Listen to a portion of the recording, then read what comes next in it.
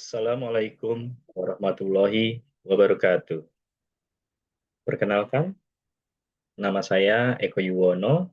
Saya selaku pendamping halal dengan nomor registrasi 2503000611. Senang sekali hari ini rasanya saya bisa berbagi dengan saudara-saudara sekalian, para pelaku UMKM. Pada kesempatan kali ini, saya ingin berbagi terkait dengan pentingnya sertifikasi halal bagi pelaku UMKM. Berdasarkan Undang-Undang Nomor 33 Tahun 2014, dalam Pasal 4, dinyatakan bahwa produk yang masuk, beredar, dan diperdagangkan di wilayah Indonesia wajib bersertifikat halal. Dan ditindaklanjuti dengan Peraturan Pemerintah Nomor 42 Tahun 2024 Pasal 98, di mana kewajiban bersertifikasi halal bagi pelaku usaha mikro dan kecil didasarkan atas pernyataan halal pelaku usaha mikro dan kecil.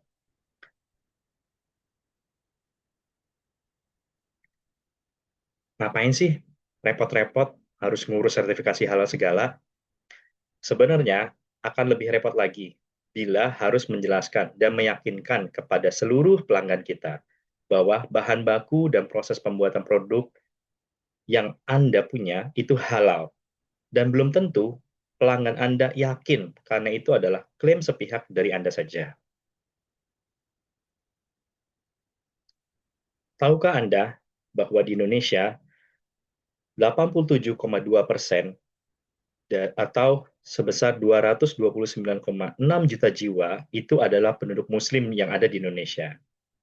Dan ini adalah potensi market yang sangat besar, yaitu calon pelanggan usaha Anda. Nah, untuk itu, Anda wajib memiliki produk yang telah mendapatkan sertifikat halal sebagai identitas halalnya. Karena wajib konsumsi produk halal bagi umat Islam. Apa sih yang dimaksud dengan identitas halal? Nah, sebagai gambaran umumnya, kalau misalkan kita bersekolah, maka kita akan mendapatkan identitas pendidikan yaitu berupa ijazah. Selaku warga negara, kita memiliki juga identitas yaitu berupa KTP, selaku identitas kependudukannya. Kalau kita mau bersafari atau bepergian ke luar negeri, kita juga membutuhkan identitas selaku warga negara, yaitu berupa paspor. Nah, saat kita menikah, kita kan juga membutuhkan sebuah identitas. Dalam pernikahan tersebut, identitasnya itu adalah akte nikah. Kemudian, saat kita mengendarai kendaraan bermotor, entah itu sepeda motor, mobil, ataupun angkutan berat seperti truk atau bus, maka kita juga wajib memiliki identitas berkendara, yaitu berupa SIM. Dan untuk tanda kepemilikan identitas kendaraan bermotor tersebut, itu ada namanya BPKB. Demikian juga terkait dengan properti. Di situ ada namanya identitasnya berupa sertifikat tanah. Dan saat kita lahir, kita pun juga memiliki identitas asal-usul kita, yaitu akte lahir. Nah, demikian juga dengan produk halal. Jadi yang yang bisa didapatkan dari produk halal itu apa untuk mengetahuinya? Yaitu identitas halal berupa sertifikat halal. Karena kenapa? Dengan adanya sertifikat halal, saat pelanggan melihat, pelanggan akan langsung yakin. Saat pelanggan melihat, dia akan langsung nyaman bahwa produknya ini halal.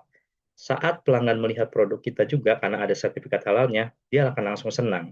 Jadi untuk pengusaha, kepercayaan adalah hal utama dan sangat mahal. Karena itulah sumber penghasilan yang berkelanjutan. Bagaimana cara mengurus sertifikasi halal bagi UMK?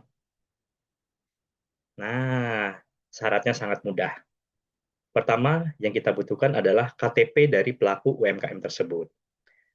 Kemudian, produk yang akan kita sertifikasi, maksimal 10 varian produk untuk self-declare. Kemudian kita membutuhkan merek dari produk tersebut, foto atau dokumentasi dari produk tersebut, foto dari tempat produksi produk diproduksinya, kemudian kita harus mengajukan NIB berdasarkan KBLI-nya, dan omsetnya itu untuk UMK itu kurang dari 15 miliar per tahun. Berapa biaya mengurus sertifikasi halal bagi UMKM? Nah, dalam pengurusan UMKM, sertifikasi halal UMKM, itu ada biayanya. Namun, sebesar 230.000. Nah, dalam hal ini, pemerintah juga memfasilitasinya dengan program Sehati, yaitu sertifikasi halal gratis, 100% gratis dari pemerintah. Namun, bila program itu kuotanya sudah habis, para pelaku usaha juga bisa melakukan sertifikasi halal dengan cara mandiri atau membayar kepada pemerintah sebesar 230.000. Apa jenis produk yang dapat difasilitasi sertifikasi halal gratis? Ada 13 jenis produk makanan self declare. Yang pertama adalah olahan buah dan sayur, kemudian yang kedua permen dan coklat, yang ketiga tepung dan sereal, yang keempat roti dan bakery, yang kelima ikan dan olahan perikanan, yang keenam telur dan olahannya, yang ketujuh gula, madu dan pemanis, yang kedelapan garam, rempah, saus dan kecap, kesembilan makanan ringan dan siap santap, kemudian 10 kedai makanan, kedai minuman, ke-11 susu dan analognya, ke-12 lemak, minyak dan emulsi minyak, kemudian 13 es untuk dimakan. Nah, berikut adalah contoh-contoh produk yang bisa dilakukan sertifikasi halal secara gratis bagi pelaku usaha mikro dan kecil. Apa saja produknya?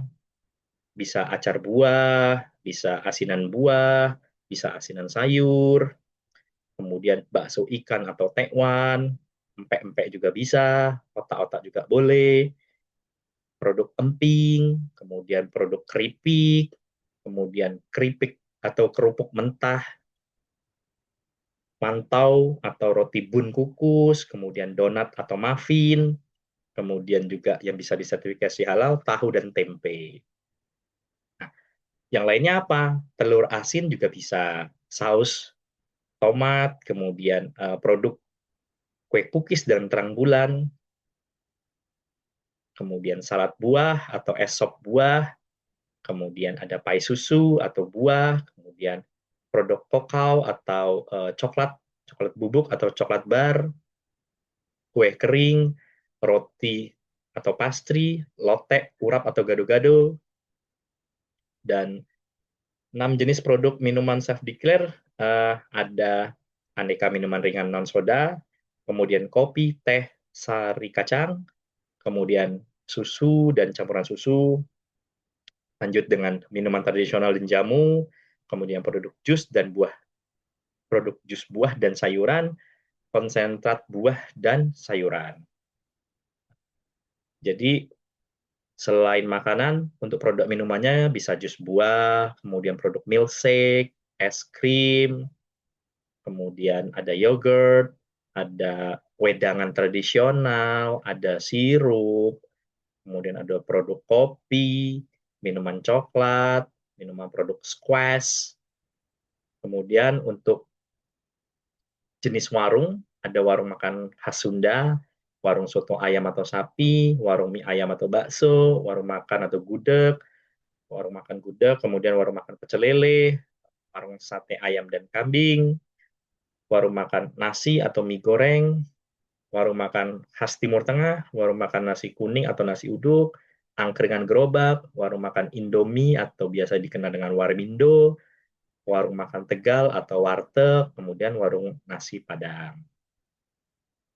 Nah, jadi untuk jenis warung-warung tadi bisa dibantu untuk self declare dengan catatan outletnya itu hanya satu ya, tidak boleh lebih dari satu. Jadi warung Padang kita bisa bantu self declare, kemudian warung Sunda, pecel lele, angkringan, warung bakso, mie ayam, warung Sunda, warteg, kemudian khas Timur Tengah juga.